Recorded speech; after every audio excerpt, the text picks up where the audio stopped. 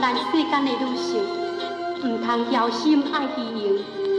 人讲家家户户拢嘛有一本歹念的经，爱知影家和万事成。红婿目前虽然善车，只要红某好好来打拼，有一天田土嘛会变成金。千万唔通像我一时贪着虚荣，侥心无爱快乐的家庭。